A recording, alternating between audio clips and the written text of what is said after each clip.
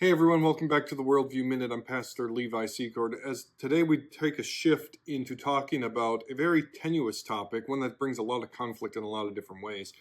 And it's the idea of how does Christianity relate to science? And unfortunately, in the 1900s, there was a major shift in the way we talked about science and religion and how they cooperated together. And there started to be a propaganda game saying, in essence, that Christianity and science cannot coexist. Throughout these episodes, as we discuss science, I hope you're going to recognize that is just farce, and that actually Christianity alone provides the necessary foundation for science to work. And as we introduce that today, we're going to unpack two different views of science. We're going to talk about science and scientism. All right, so what is science actually, and what is scientism? And what is Christianity's relationship to science versus scientism? In short, we embrace science, but we reject scientism, and I'm going to unpack that here today. I'll also offer some critiques. So I want to start by defining for you, what is science? What is it? And how should we think about it? And in essence, why are Christians even interested in science? And so here's my definition of science. I'll read it to you. Science is the study of the natural world through observation, experimentation, and the scientific method. It is the study of the natural world through observation, experimentation, and the scientific method. And so what we do in science is we are trying to gain an understanding of the created order. And through that, hopefully, the Creator, as we read in Psalm 19, that all the heavens and the earth, they declare the glory of the Lord. They are a word to us. They teach us about the nature and the reality of God. And so within science, you have different disciplines like biology, physics, geology, chemistry, all of those things. But science, in a nutshell, is the systematic study of the created order. And it rests upon certain beliefs and foundations in order for it to actually function. So I have for us today, I believe, six different aspects here of what science is, or the foundation of science. First, science depends upon the ability of humans to reason, to know truth, and to interact with the world, to observe reality. Okay? To observe or test the world has to be real, and it has to be accessible to us. If we are going to organize experiments in which we expect results and repeatable results to be able to gain knowledge of the world, actually has to be real, and it has to be accessible to the human mind. Now, you might think that's not controversial, but much of modern philosophy has man constructing his view of reality, not necessarily directly interacting with the world, but constructing his view of the world. But if all our empirical experiences are our construction of reality, not reality itself, science becomes utterly impossible. I want to read to you a quote here from Albert Einstein.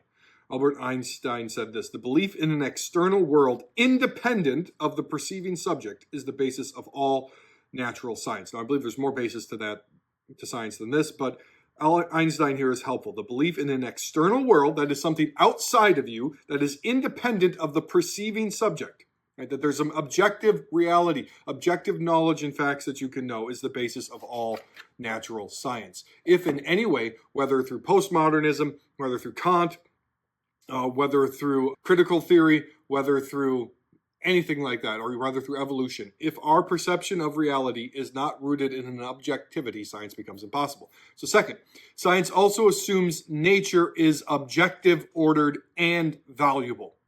Right? So nature is objective. Again, as Einstein said, it is outside of us. It is ordered. It's not chaotic. If the world is chaotic, you can't do science. And it is valuable. The world is worth studying. Much of the pagan world, whether through Gnosticism or other forms of pagan religion, did not view the natural world as valuable, something to be studied and to be valued. Third, the scientific method provides a process to formally observe and experiment with that created order.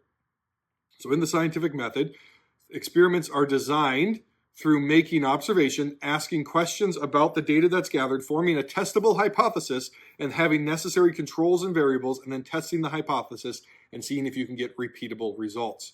That means that this is the scientific method. This is how we come to know what is true and what is not within the created world. Again, this is all the basis and the foundation of science. Fourth, scientific consensus is ever-changing. We saw some of this with the COVID-19 reign of terror, as it were. But if you study the history of science at all, what you will notice is that different theories will rise to prominence and be called unassailable. And then slowly but surely, there are little cracks that form in the foundation. And so slowly but surely, they're eroded. And then all of a sudden, it seems overnight, they are overthrown. And so science thrives upon debate. And it's really a form of organized skepticism. To question the validity of a theory or a law is essential to science. So throughout modern science, we have seen doctrines or theories that were king be dethroned. So Newtonian physics have been replaced with the theory of relativity in quantum physics. The Earth-centered universe, which was considered unassailable, is now known to be false through the Copernican revolution. We could go on and on with different examples in different realms of science, but the scientific consensus of the day may not be the consensus in the future. Fifth, science and Christianity are not rivals. They are not rivals. Christianity is not opposed to the organized, systematic study of nature. In fact, Christianity alone provided the foundation for modern science. That's point 6. Christianity was and is central to the possibility of science. Modern scientific revolution came about at a particular time in a particular location. We're going to unpack that in later episodes. But the scientific revolution began in the Christian West. That is not an accident of history. And science continues even today, even by unbelievers, to assume a Christian worldview as its foundation in order for it to function. So that is what science is. Now we're going to put that to the side and now ask, what is scientism? Christianity, we are all for science done rightly, but we are opposed to scientism. What is scientism? Scientism is the belief that science is the arbiter and source of all knowledge and truth. That if you want to have truth and knowledge, the only way to get it is through science, through logic and reason and whatnot. And in this way, science, which bloomed out of the Christian West and the Christian worldview, has cut itself off and is beginning to wither, because scientism is, if you argue that the scientific method is the only way to arrive at truth. And we see this through things like social sciences, and even Karl Marx, when he rose to prominence, argued that his form of communism was the only scientific way to do politics. Why? Because science had become the arbiter of all truth. If communism is the only way, to establish a scientific form of politics, and science is the only way to determine what is true, hundreds of millions are dead. This is not good. The problem with scientism is that it is a hypothesis that cannot be tested. If you are saying that the scientific method alone, that science alone is the sole arbiter of truth, that statement, that belief cannot be tested by the scientific method. It is therefore contradictory. It is therefore self-defeating. Science as a discipline cannot be weighed. It cannot be measured. It cannot be tested. Science is not a free-floating discipline that doesn't have a foundation. In other words, science needs underneath it a theory of knowledge. It needs a theory of origins. It needs an anthropology, a theory of what man is. It needs ethics, and it needs a theory of metaphysics. What is real? What is reality? And how it answers those questions from philosophy and from religions determines whether or not science is indeed possible. You can't say science is the only measure of truth, because you can't measure science with science. All right, so with that, scientism often turns to the theory of knowledge known as empiricism. So the scientific method rests upon a theory of knowledge known as empiricism. And this is the idea that knowledge comes through empirical data gathered by sensory experience, that we only really know what we can touch, taste, smell, and observe. So empiricism is essential to the scientific enterprise, yet it is based upon the assumed belief that our senses can be trusted. Why should we trust that our senses should work? In a strictly material universe, as many scientists believe, this is not a given, but has to be accepted as a basis of faith, a faith statement. We believe that we can trust our senses. Why? Because if all you can do is test things by your senses, you can't actually prove your senses to be right or wrong, because your senses are determining what you think is right and wrong. Scientism is then second, often driven by a belief in naturalistic Darwinism. Scientism is the belief that there is only the natural. Naturalism holds that there is nothing supernatural. There is no God, no angels, no soul. There is nothing immaterial in the universe. Instead, the universe is only physical and material. And this has lots of implications, which we'll unpack later. Third, scientism holds that we need to hold that Christianity is fully opposed to scientism. The source of all knowledge is God and his revelation, not man and his ability to reason or his ability to have empirical experiences. Revelation is found both in Scripture and in nature, but all of our knowledge, Christianity says, is revealed to us by God. All right, so now I want to unpack some problems here, some quick critiques as to why scientism and naturalism or naturalistic Darwinism fail. All right, so 5 of these critiques here. First, scientism cannot explain why we can know anything at all, let alone why science works. The truth is, people's senses and experiences might differ. And this is why in the Enlightenment, when you had the rationalists arguing against the empiricists and they couldn't agree on anything, you realize that even within the empirical camp, they couldn't agree on what's actually verifiable. So Nancy Pearcey summarizes the problem this way. She says, the flaw in empiricism is that it cannot give any guarantee that what we perceive through our senses is true. We cannot stand outside of our heads to gain an independent vantage point from which to test sense data against the external world. Empiricism requires a faith that you can trust your senses. It's not empirically verifiable. Right? This was tried and repackaged in the 1900s with a movement called logical positivism. In response to Immanuel Kant, the scientific community said we have to have some philosophical foundation for knowledge, for the scientific method. And this was called logical positivism. Now, logical positivism within philosophy has been debunked. Like, no one besides scientists still pretend that it's a viable theory. And logical positivism argues that there are 2 types of knowing. There's only 2 ways we can know things. First, things can be true by definition, right? A definitional reality. Right? The orange cat is orange. Right? Of course it is. That's its definition. A boy is a boy. Right? We can't even affirm that anymore as scientists, but a boy is a boy. Right? It's definitional reality. So we can know something is true by definition. Or second, we can know things true through sensory or empirically verifiable realities. Things that we can touch, hear, taste, or smell. So the empirical criterion of meaning is this. A statement has meaning if it can be tested by some sensible feature in the world, human senses, and only these types of statements are meaningful. Right? But that statement in and of itself can't be tested with your senses. You can't smell it. You can't taste it. You can't touch it.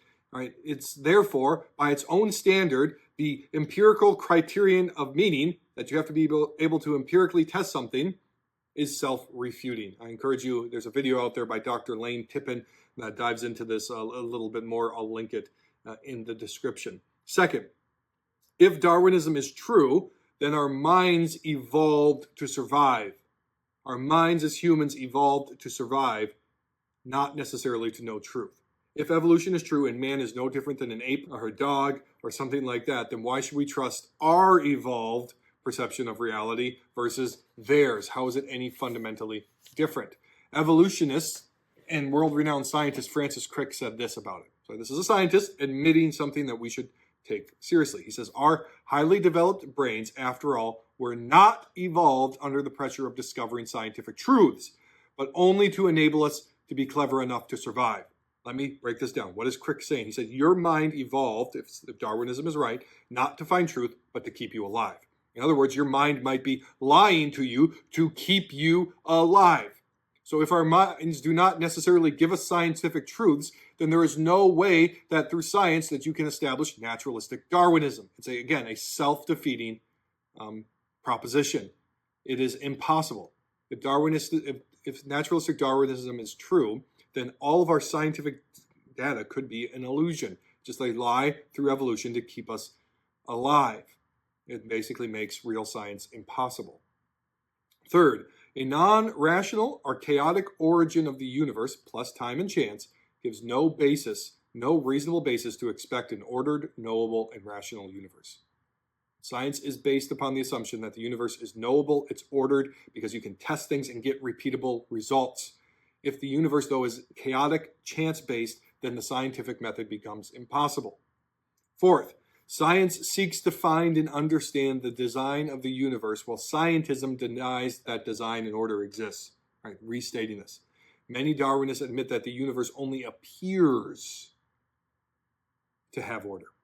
Michael Ruse puts it this way: we treat organisms, the parts at least, as if they were manufactured, as if they were designed, and then try to work out their functions. Science is meant to explain the order found within creation, but it's only as if it has order. This is a scientist who is taking the logical realities of their worldview to heart, and he's speaking truth to us here.